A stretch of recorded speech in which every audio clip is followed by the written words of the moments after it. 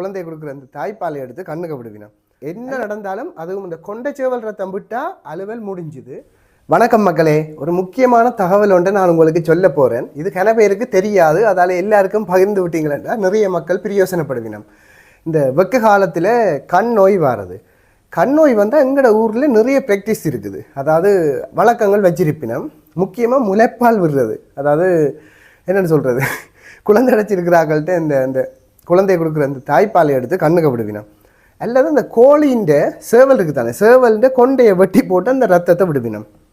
இனியில்ன்ற ஒரு மிகவும் டேஞ்சரான வேலை. அண்மையில் எங்களுக்கு இது தொடர்பாக வைத்திய நிபுணர் மலரவன் சார் அவர்கள் எங்களுக்கு இதை பற்றி விளங்கப்படுத்தியிருந்தவர். நிறைய மக்களுக்கு இந்த தகவல் தெரியாதுன்ற தகவலையும் சொல்லியிருந்தவர். இந்த தாய்ப்பால் விடுறது, கொண்டைச்சேவல் ரத்தம் விடுறது கண்ணே குருடாக்கும், தெரிஞ்சு வச்சுக்கொள்ளுங்க. என்ன நடந்தாலும் அதுவும் இந்த கொண்டைச்சேவல் ரத்தம் விட்டால் அலுவல் முடிஞ்சுது. கன பேருக்கு தெரியாது. இந்த வெக்க காலத்தில் கண் நோய் வருது. ஒரு ஆளுக்கு இருந்தால் மற்ற ஆளுக்கு இது பரவும். இது சாதாரணமான வைரஸ் நோய்கள் மாதிரி இதுவும் பரவக்கூடிய ஒரு நோய் தான். இதை நாங்கள் பரவாமல் எப்படி தடுக்கிறதுன்னு முதல் படித்தோம்டா சரி. இந்த வெக்க காலத்தில் எங்களோட உடல் உலர்ந்து போகிற மாதிரி கண்களும் உலர்ந்து போகும். கண் இனியில்ன்ற பௌத்திரமாக வச்சிருக்கிறது சார் சொன்ன மாதிரி கண் நீர் தான். அப்போ கண்ணீர் சுரக்கிற அளவு காணாட்டி எளிதாக தொற்றுக்கள் தொற்றும். இப்போ கண்ணீர் அளவாக இருக்கணுமெண்டா நாங்கள் நிறைய தண்ணி குடித்தோம்டா சரி. தண்ணி குடிக்கிறதால நிறைய விஷயம் நாங்கள் பாதுகாக்கப்படும். நல்லா தண்ணி குடிங்க இந்த வெக்க காலத்தில். அது மட்டும் இல்லை, இந்த ஐ இன்ஃபெக்ஷன் வந்துட்டுதுண்டா வந்தாள்ண்டு அவற்றை கைகள் அடிக்கடி கழுவணும். இந்த கொரோனா அங்கே இங்கே தொட்டுட்டு நாங்கள் மூக்குக்கிட்ட கொண்டு அந்த ட்ராப்லெட் இன்ஃபெக்ஷன் வர மாதிரி இந்த கை கழுவுறது நிறைய விஷயங்களை நாங்கள் தடுத்து கொள்ள முடியும். அடிக்கடி கை கழுவுறதால, அதாவது கண் நோயாளிகள் அவைகளுடைய அந்த சுரப்புகள் எங்கேயாவது தொட்டுப்பட்டிருந்தாலும் நாங்கள் அதை தொட்டுட்டு கண்ணை கசக்க இப்படியான நேரங்களில் எங்களுக்கு பரவும். அப்போ அடிக்கடி கண்ணை கசக்கிறத குறைச்சி கொள்ளணும், தவிர்த்து கொள்ளணும். அது மட்டும் இல்லை, அடிக்கடி நல்லா கை கழுவணும்.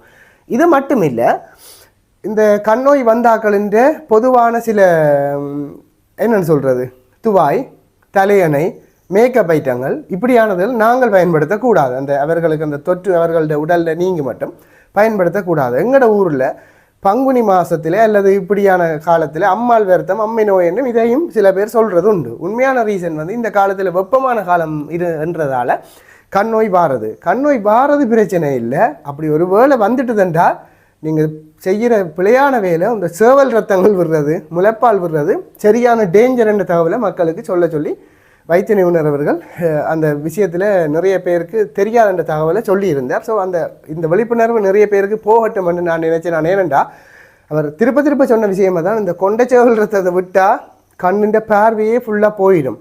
ஸோ மிக அவதானம்.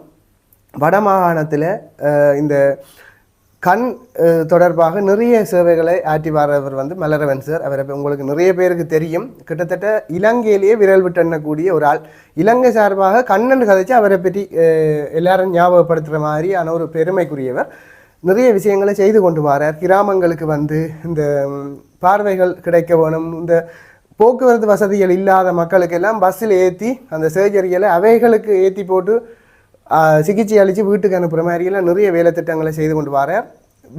வெகு விரைவில் கிளிநொச்சி மாவட்டத்துக்கும் அந்த சேவைகளை கிடைக்கிறதுக்காக சார் நிறைய விஷயங்களை செய்ய போகிறார். அவர் ஆரம்பத்தில் சொன்ன விஷயம் முதலாவது நிறைய விஷயம் போகிறார். அந்த ஹெட் ட்ராக் அப்படியான பிரச்சனைகள் எல்லாம் நீங்கள் இருக்கிறார்கள் வடிவாக தயாராகிருங்க. உங்களோட வீடு நோக்கியே இந்த சேவை வரப்போகுது உங்களை பரிசோதிப்பதற்காக. அதெல்லாம் ஒரு மகிழ்ச்சியான செய்தி. அது ஒஃபிஷியல்ன்றதால ஆர்டிஹெச்எஸ் சாராக்கள் சொல்லுவீங்க. ஆனால் இந்த கண் நோய்க்கு சத்தம் விடுறது, முளைப்பால் விடுற விளையாட்டுகளை இதோட நிறுத்தி கொள்ளுங்க. கட்டாயம் இந்த காணொலியை மற்றவைக்கு பகிர்ந்து விடுங்க. இது என்னென்னா எங்களோட ஊரில் தவறான நம்பிக்கைகள் நிறைய இருக்குது. நல்லா இருக்கிற கண்ணை கெடுத்து விட்டுருவாங்க. ஸோ இந்த காணொலியை மற்றவர்களுக்கு பகிர்ந்து விடுங்க. இந்த காணொலி தொடர்பாக உங்களோட கருத்துக்களை மறக்காமல் சொல்லுங்க. நன்றி, வணக்கம்.